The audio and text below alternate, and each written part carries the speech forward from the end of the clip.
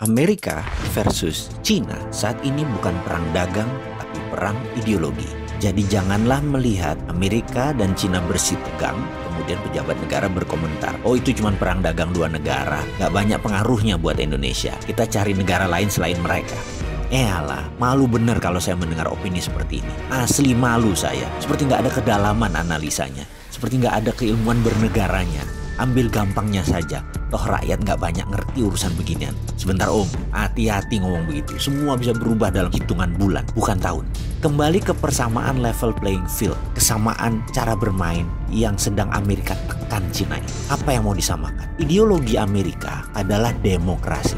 Ideologi Cina adalah komunisme. Amerika adalah swasta murni atau disebut market driven. Cina adalah government driven cara mengelola ekonominya. Amerika adalah kapitalisme. China adalah state capitalism. Ini level playing field. Beda banget. Amerika ingin menerapkan demokrasi sebagai landasan berdagang dan menggunakan alat penekan tarif masuk tinggi. Saat ini terlebih dahulu terhadap Cina. Amerika sangat anti dengan state capitalism karena untuk menegakkan state capitalism harus menggunakan state authoritarian atau menggunakan kekuatan pemerintah represif tangan besi. Menekan pasar, menggunakan kekuatan negara, negara seakan menjadi fasis sehingga pasar bebas seakan tidak ada. Itulah kapitalisme melihat state kapitalisme, melihat negara berbisnis berbasis BUMN, gaya heavy on government dan less to private atau semuanya pemerintah dan kurangnya peran swasta adalah ideologi yang harus diterapkan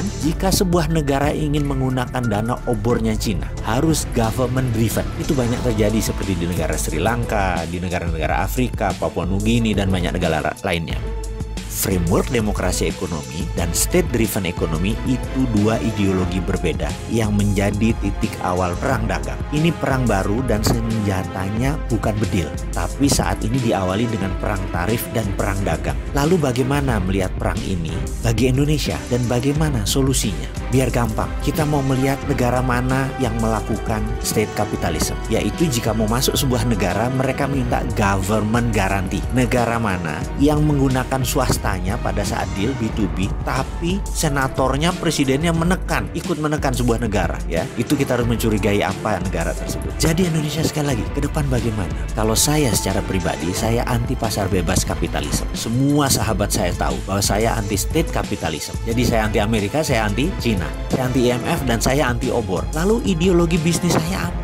Ideologi bisnis saya adalah ekonomi Pancasila. Apa itu ekonomi Pancasila? Ekonomi Pancasila adalah ekonomi berbasis fair trade, keadilan, bukan free trade. Kembali ke topik perang dagang, state capitalism dan swasta pasar bebas. Tindakan Amerika melindungi swastanya, tindakan Cina melindungi komunismenya. Indonesia sekali lagi harus menerapkan ekonomi Pancasila berbasis fair trade. Diawali dengan membangun kekuatan dalam negeri, membangun kekuatan sendiri, membangun tanpa uang asing, tanpa teknologi asing. Stop menggunakan apapun berhubungan dengan asing. Tidak ada istilah foreign direct investment, tidak ada istilah ekonomi bergantung pada asing. Cukup membuat kebijakan ekonomi baru berbasis produk lokal.